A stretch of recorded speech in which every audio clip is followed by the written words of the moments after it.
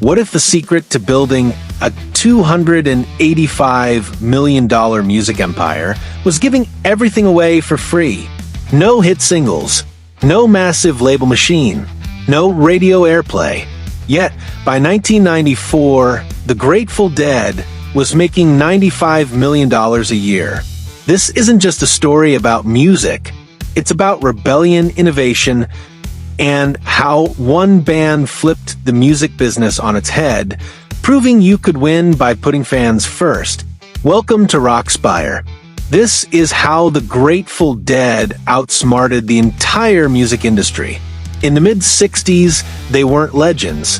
They were just a band called Mother McCree's Uptown Jug Champions, scraping together $125 a week split between all members.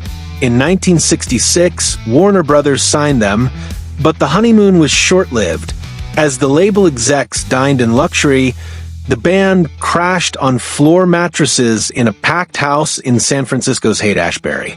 Jerry Garcia would later recall, "We were living solely off Owsley's good graces." By 1969, things went from bad to worse. Their manager, Lenny Hart, secretly extended their Warner contract, then disappeared with a $75,000 advance.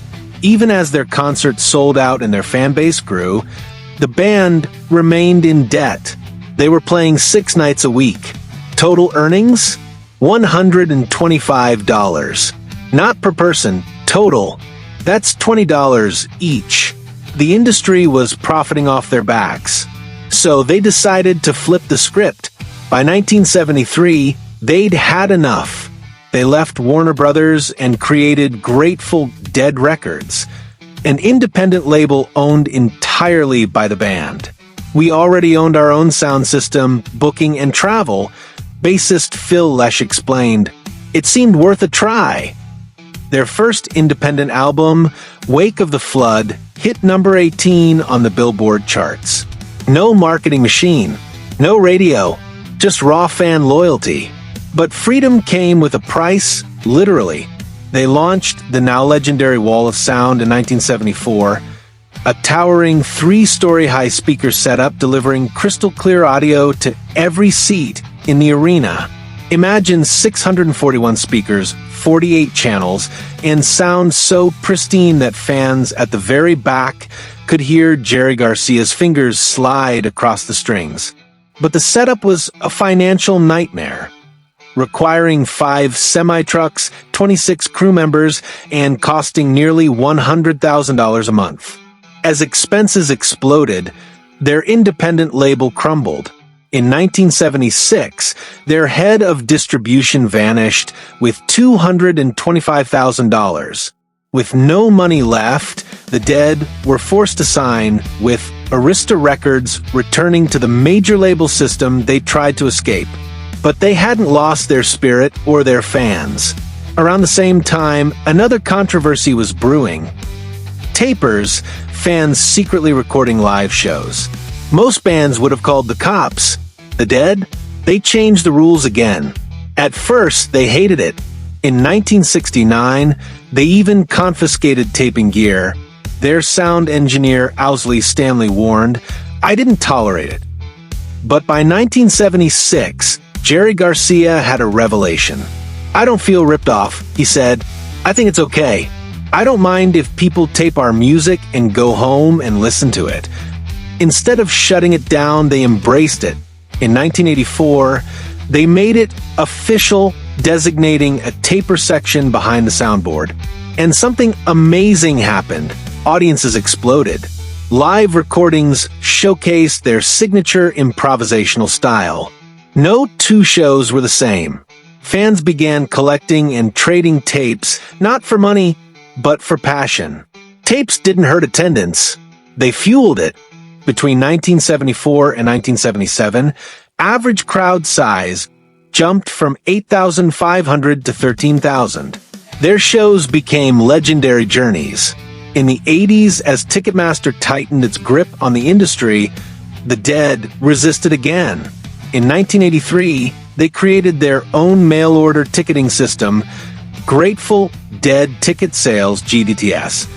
While other bands accepted Ticketmaster's terms, the Dead told fans, "Skip the middleman. No flashy websites. No ads. Just envelopes, handwritten forms, and personal checks mailed to a tiny office in San Rafael, California." In the first year, they sold 24,000 tickets. By 1984, 115,000. By 1994, over 600,000. And when Ticketmaster demanded 90% control of tickets for their shows, the Dead struck a deal no other artist had, the Dead exception, retaining 50% of ticket control for most concerts. They didn't just sell tickets, they built a mailing list of over 500,000 fans. In the pre-internet era, this was revolutionary. Tours didn't need radio promotion. They just mailed flyers straight to 500,000 fans. The results? From 1990 to 1995, the Dead earned $228 million in concert revenue. By 1994, their business was generating $95 million annually, with $52.5 million from tickets and $35 million from merchandise. All this from a band with almost no radio hits. Their DIY ecosystem, records, touring, merchandise, ticketing, and direct fan engagement, became the blueprint for independent success. They weren't just rock stars. They were entrepreneurs.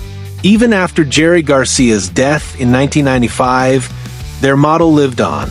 Their 2015 fair, the Well reunion shows, pulled in $55 million 2 decades after Garcia's passing. More importantly, their philosophy inspired a new generation. Pearl Jam battled Ticketmaster in the 90s. Chance the Rapper built a career off direct fan support. Radiohead released albums for free, all channeling the Dead's core principle. Fans first. What started as a broke, floor mattress band became proof that the system could be beaten. And that success didn't require selling your soul, it required trusting your fans. The Grateful Dead didn't just change music, they changed the business of music. And their greatest hit wasn't a song. It was the radical idea that you win by giving. This is Rockspire. Subscribe for more stories of rebellion, genius, and the bands that changed everything.